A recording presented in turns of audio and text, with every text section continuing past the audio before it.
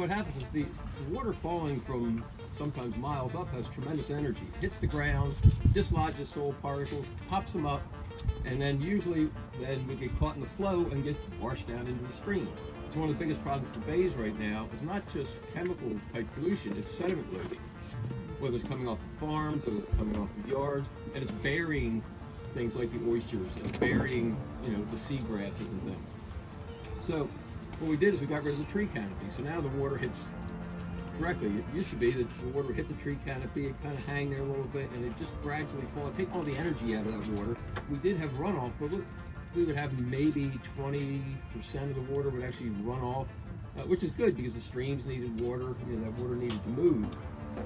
And then what would happen is the trees, water that was there would be taking up with evapotranspiration. We would get that hydrologic cycle going. So what we did is we took all this nice system that was working. It used to be nice wetlands and woods, and now the first thing they do, they cut all the trees down. Why? Because it's easier to develop on a clean site. And we replace it with things like parking lots and buildings and sidewalks. And actually we put in lawns, and we've taken something that's very organic, has the ability to filter this water, and we replace it with things that don't do that. So you're looking at something like a house roof or this patio or the road, you're getting between 90-95% runoff. When it was woods, we had about maybe 20. Even your lawn tends to be still giving you anywhere from 30 to 50% runoff, depending on how compacted the soils are, what condition your soils are in. So things we've done have created more runoff.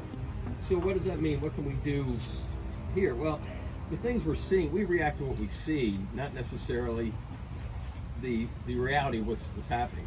Hello everyone, how are you today?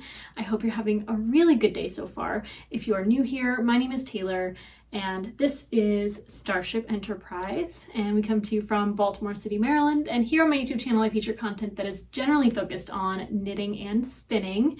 In this video, I thought I would sit down and knit with you all. I feel like I've had a really awesome week of acquisitions because I had a really big surprise kind of land in my lap.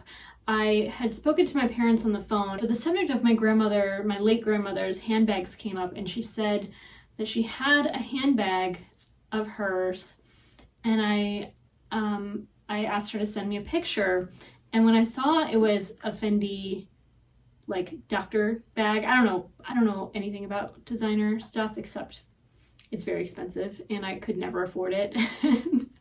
She sent me a Fendi handbag that belonged to my grandmother. So I own this thing that I never thought I would, that I'm really excited about. It's so nice. It comes in its little dust bag, which I have just out of reach, but it is, I guess it's the real deal.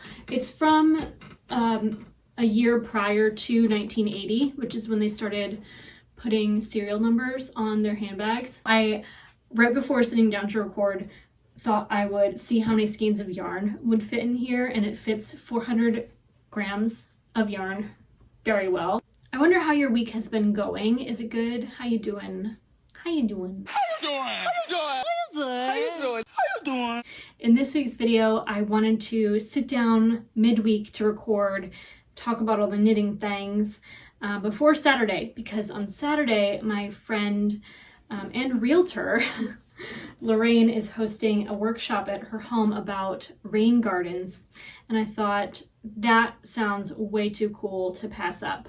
And it's scheduled for 10 a.m. till noon, and that is the exact time that I record my podcast every week. So trying to sneak in a little extra video time on a Thursday. It is Thursday. I have pretty much queued up well over 1,000 grams of yarn to knit, and I don't know possibly when I will get through them. The good news for me is that half of the weight of yarn is a worsted weight, and then the other is fingering. I anticipated doing additional videos through the month of October, and this week so far I haven't had the chance to do that. Well, I'm actually kind of doing that right now, but I think I'm going to slate this content for our Sunday premiere so that I'm still on schedule with that regular upload.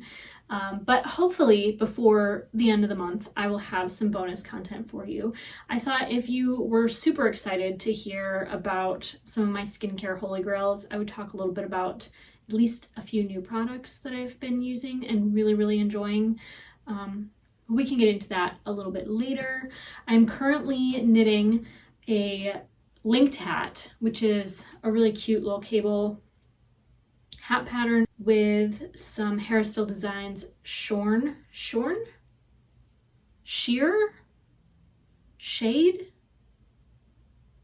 I think it's called sheer.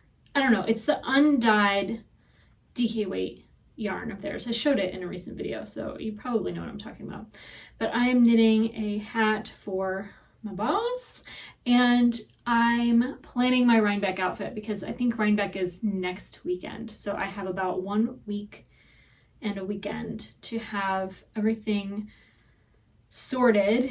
And as much as I love Rhinebeck, I feel like I think so much about what I'm going to wear for a single day. It's kind of exhausting. And then you go and you're just like, okay, I'm here now, and then it's over and you're like, that happened. I don't know. It's just, I get a little overwhelmed by social interaction. I just get too anxious. It's not that I don't love it, because meeting people, especially people that watch this channel, that's really exciting to me. Sometimes I'm just in shock that you all exist, in real human form, because I've never met you and I've never had a face, I've never faced you all. So when I do, I'm just like, oh my God, I don't even know what to do with myself. A lot of the time I feel an intense amount of social awkwardness after the fact, in the middle of it, because I just feel like I'm embarrassing myself slightly, to one degree or another. I don't know how I'm perceived. So every time I've met someone, almost every single time I've met someone, I think to myself, oh my God, I wish I had told them this, or, I wish I spent more time chatting with them, or I wish I had something to say when they approached me. I wish I knew how to better engage with people. So if you do see me at Rhinebeck, I would love to meet you, and I would love to chat about things. If I seem caught off guard, it's because I'm just incredibly sheltered, I think. I don't really get out and engage with the public very much. I'm very, I don't want to say that I'm awkward, because I don't know how awkward I truly am, and I don't want to put myself in some camp I don't truly belong, but I do have my quirks. I think you all probably know that by now. Did you see Andrea Mowry's new pattern? I have to tell you something. I know that I've been planning a lot of projects. In fact, I've literally just planned an Andrea Mowry sweater pattern project. But when I saw that pattern hit my inbox, I thought about my pinguono and how I love wearing something that can be thrown over literally anything I could possibly be wearing. And that's what a pinguono has been for me in my wardrobe. And since last winter, Brian has claimed my pinguono. He wears it every morning, every night, whenever it's bedtime. He usually has it thrown over himself, and I don't want to take it back from him because I don't really need it. I have so many sweaters, and I'm usually wearing a wool sweater already, and I don't need a second one. But you know how it is when you take a shower and you're in your jammies, and I actually do have, in the winter I wear a big cashmere sweater from the thrift store as my pajamas, so I don't really need a pinguono in my life. But because I had one and now I don't, I thought this Andrea Mowry pattern is a perfect opportunity to knit another pinguono-like garment. And so I purchased her pattern, and what really pushed me over the edge in buying another Andrea pattern in very recent times is that I already had the yarn. Like, I have had this sweater quantity of yarn in my stash since my honeymoon, which was in 2015. So I have been stashing this yarn away for about 8 years. I haven't had a project for it yet. It's 8 50-gram skeins of a yarn very similar to this one, but it is worsted spun. I would think it's a 3 or 4 ply. So I'm gonna cast that on eventually. I think probably sooner would be better than later. I've decided I'm, for the meantime, putting my bubble cardigan in hibernation because I just need a break from the color story. I felt like when it was summertime, I was like ready for those really rich, bright, bold colors, especially kind of fall type of colors, fall-like colors. But now that I'm in the fall and I've kind of brought all of the oranges and the yellows out in my home, and I'm like wearing this like very rich and yellow thing now, I don't feel like I need it.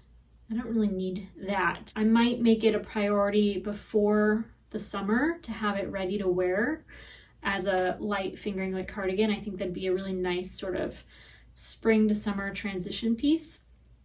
But if I don't finish that until midsummer, I really wouldn't be bothered.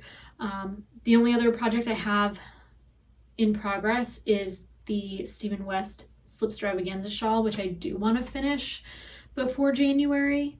But before I finish that, I want to cast on 2 more projects and finish this one so that I have kind of 2 in the works that I'm really excited about and 2 projects kind of in motion that are slowly wrapping up. That's kind of how I like to, I don't know, maybe I'm wrong, but I feel like that's sort of my rhythm is before I finish things, I start things. So I always have a few stones rolling. I remembered that I have my little question forum, which I will link to again below. I realize some episodes I forget it exists and I don't even mention it, and it's not linked in every video, but I will make it part of my copy paste document so that it's in each description box. But I do have a forum. If you ever have a question you would like me to answer, you can submit a question there. But somebody had asked how I manage so many like priorities, like knitting and videoing and skating, and I would include shopping because that has been like a genuine pastime of mine lately. I feel like I've been shopping my heart out, and I think the way that I manage all of it is that I just keep doing something. Like if I stop long enough and I think about what I need to do, I will get stuck just thinking about what I need to do. And sometimes I allow myself to do that, but more often than not, I manage to do as much as I do by just constantly doing something and not necessarily prioritizing one thing after the next, but whatever I feel like doing in that moment. Like I'm the type of person that genuinely feels like I want to get the laundry done and I want to make my bed in the morning.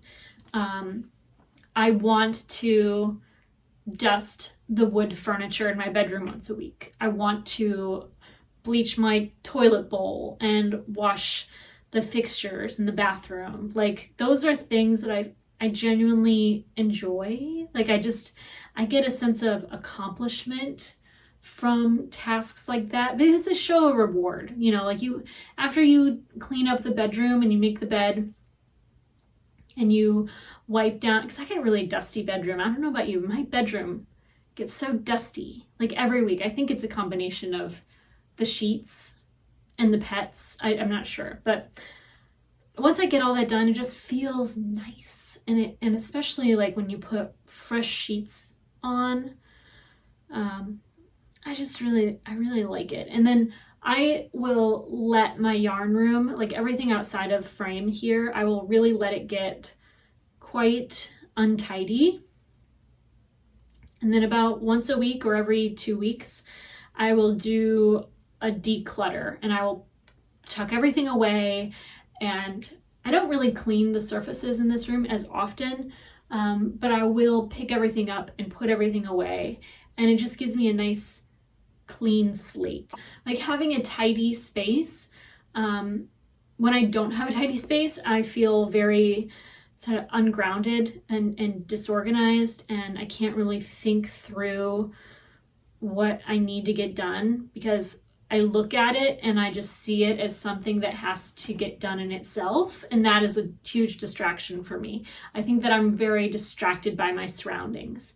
But if I've put 100,000 things rather intentionally in place where they kind of live, that I don't find distracting. Like I don't feel like I need to be in a minimalist space to not be distracted. I just need the thousands of things that I own to be in the place they belong to feel like calm and grounded and ready to accomplish bigger things. Yeah, so I'm knitting my linked hat, and then I'm going to cast on, I think I'm going to cast on the new Big Cozy pattern by Andrea Mowry next, because I know the one yarn that I'm going to use for the body.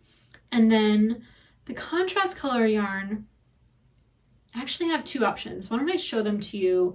You can tell me what you think. I think I've made up my mind already, but I would love to know what your thoughts are, especially since it's going to be a little bit of time before I get to that section of the pattern, and I don't have to make a decision right away. So I would love to know your input on which of these two options to choose for the collar. I'm going to insert a picture of Andrea's pattern here so that you know in general what pattern I'm talking about if you haven't seen it yet.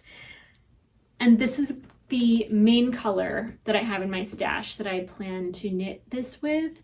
It is a very warm tone gray, and the contrast color for the shawl is a single strand of alpaca mohair, and I haven't touched or made anything with the sample yarn, the yarn that she used for the sample. But if I'm not mistaken, alpaca silk can be a little bit fluffier. It can have a little bit more body than mohair silk in general. I think I could be wrong. So part of me wants to knit it with 2 strands of mohair double, just for a little bit of extra body. And I do have in my stash 6 skeins that are 25 grams each. So that is 1.5 times the amount I would need for that section of the pattern in this gorgeous Biche and Bouche Le Petit Silk Mohair, which I think is an absolute perfect match for this yarn. Like perfect, like same color, different base, perfect match. Love it, love it. But the pattern has a bit of contrast, which I really like. I think that the contrast really looks great.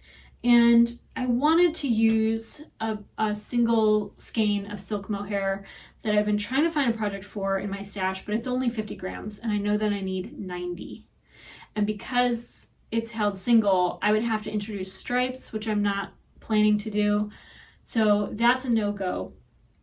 But my alternative project plan is ripping back this shawl pattern and using both strands, the silk mohair and the single ply wool yarn that I used to knit this triangular shawl. Now, you probably haven't really seen me wear this much, and I don't really ever wear this project because I sewed the lace edging on a little too tight, and it just has the weirdest drape. Like the silk mohair has this certain amount of drape to it that the I think this was a crochet edge, if I recall, but the crochet edge is a little tighter than the fabric wool stretch, and this lace border gives a really strange look to the edge of the garment. And it would be much simpler to unsew the border from the shawl and then resew it. It's just not something I want to do. I'm sure somebody out there understands how you can be disappointed by the end result of a project that took quite a bit of time, and it's still simply not worth the time and attention it would take to make it right. I feel like there's got to be somebody out there that understands. I don't want to fix it. I don't want it anymore. I just don't want it anymore. But this uses, I think, the exact amount of yarn or more that I would need for the entire shawl section of this cocoon cardigan pattern. If you were to imagine that this is the shawl to the cocoon cardigan, and then this is the main color body, they're both gray, so it's kind of matchy-matchy, but this gray is a warm tone gray. And here's where I'm torn. The silver silk mohair strand, it gives a nice kind of composition notebook, very, marled moment. But it makes the color gray very cool. It's like a very cool tone gray. And this is a very warm tone gray. And together, like in broad daylight, I feel like they sort of clash. Like one's warm, one's cool. They don't really go together. But that's kind of why I sort of like the idea of using it also, because I have the option to do the absolute most matchy-matchy moment, and yet the pattern doesn't really inspire you to match perfectly. So I kind of want to choose the option that doesn't match quite so well. But then I don't know if it'll just look less intentional than I mean it to be and appear like I'm trying to match it. Do you know what I'm saying? But I don't really have in my stash a silk mohair that is not those two options. So I would love to know what you think. I am leaning towards recycling this yarn because repurposing this yarn has been something I have wanted to do since I stopped wearing this, and it would bring new life into something that I can't already reimagine. So I would love to know your thoughts. I have 6 skeins of this. I have 230 yards times 6. So I have 1,300 yards of this. I could knit anything I ever wanted holding silk mohair together, or maybe not together, I don't know, but I got a whole project of mohair silk that I wouldn't necessarily want to split and have only 460 yards left over. You know what I mean? So I know that I basically just articulated my strong opinion, but I wonder what your thoughts are. If you feel like I should go with the matchy-matchy, tell me. I want to hear what you have to say about that, please. So many of you out there, and I don't know all of you yet. I would love to know all of you, but some of you have the best color combinations. Like, you pick colors that, you have things in your stash that you've acquired, and so you have your own color palette. And when I see some of you put together these color palettes, I'm watching a lot of knitters knit the bookkeeper cardigan right now, and so many of the color stories that people put together really blow me away. And some of you viewers have your own channels, and I watch them, or I see you on Instagram sometimes, and I feel like y'all just have the best taste, and it inspires me every day. Every day I'm inspired by people that I meet here on this channel and come to know somehow on the internet. And I'm looking forward to next weekend, where I might have the chance to meet some of you for the first time, and I'm really excited to meet some of you all for the second or third time. And because I'm so overwhelmed by everything, I don't know, I have no plan. I'm going to the wool barn at 8 a.m. or whatever time it is that the doors open. I'm going straight to the wool barn like I always do. and I'm picking out a fleece, whether I buy one or not. Like, I'm going to look at the fleeces, I'm going to pick one up, and I'm going to bring it home. I don't know, maybe I won't. We'll see what happens. Rhinebeck has a much smaller selection of wool fleeces, or I guess animal fleeces, because alpaca, mohair, I don't think that those are wool, those I think are hair. But Rhinebeck has a much smaller and gorgeous amount of fleeces on display for sale compared to Maryland Sheep and Wool, which I always attend in the month of May here over in West Friendship, Maryland. So I can't believe it's like around the corner. I'm planning my outfit. I think I'm wearing it right now. I went to the thrift store after work and I found an entire outfit. I brought home a pair of jeans, a button-up t-shirt, very summertime feel, from Target. It's, my thrift store, I don't know about you, but my thrift store is just full of clothes from Target or Goodwill or Old Navy, Target, J. Crew, a lot of those brands. I found a gorgeous J. Crew blazer. It's the schoolboy blazer, and it fit me perfect. I loved it so much, but it had a bunch of moth holes in it, and it would have been too difficult to mend. There were just so many and in such prominent places. I really didn't feel like, even if I brought it home, that I would feel good wearing it. So, and before we go, I thought I would share 2 new skincare products that I've picked up and been using the last week or so, not very long. But I do have experience using them, and I can tell you a little bit about them. Both of them were recommended in 2 separate videos by Dr. Dre. Dr. Dre is I'm sure board certified, but I don't know. She's a practicing dermatologist that posts videos to YouTube that generally inform the public on various topics related to dermatology. Very often she does go shopping with me at Walgreens or Ulta or Sephora, and she'll just kind of like rip apart ingredients lists on various projects and do recommendations of like what products are good and which ones you should purchase for this issue or that. And I think she made an entire dedicated video on the subject of this, which is Ceravé's Skin Renewing Eye Cream, which is a newer formula that is different than another eye cream similar. This one is purple. It's the Skin Renewing Eye Cream.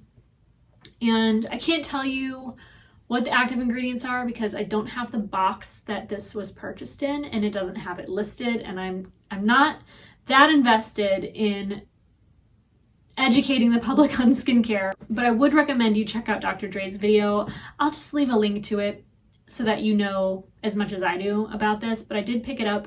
I think it was around $20, which is a lot for a single product, but also very affordable. I was shopping for an eye cream. For an eye cream, it's very affordable. I was shopping on Sephora's website.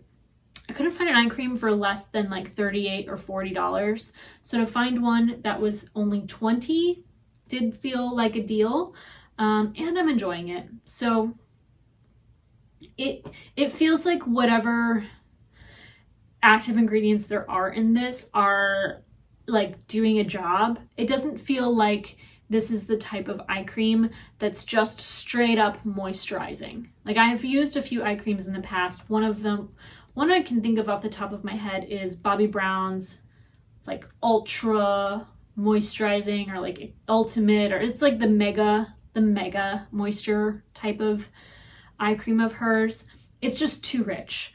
Some eye creams are so rich and heavy that they do cause those like pores right underneath the eye, the delicate eye skin, to kind of break out.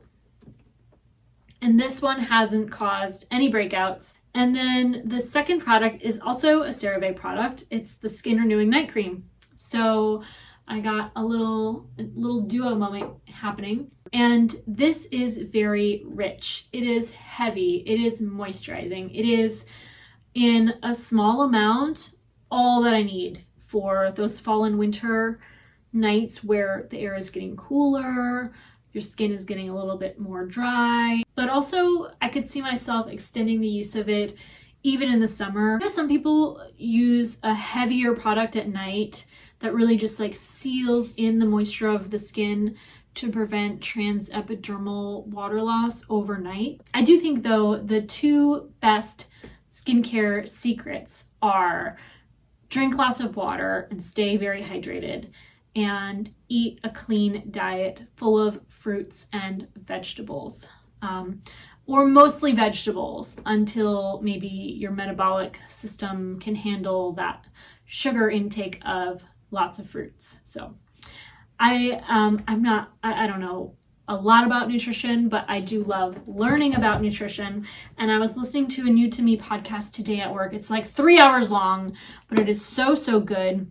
If you're interested in the subject of diet and nutrition and health, I will link to that as well. It is something that I really like to listen to in my free time and learn as much as I can about, because I do live with an autoimmune disorder and I will for the rest of my life. It is a passionate subject that I try to stay on top of learning every day.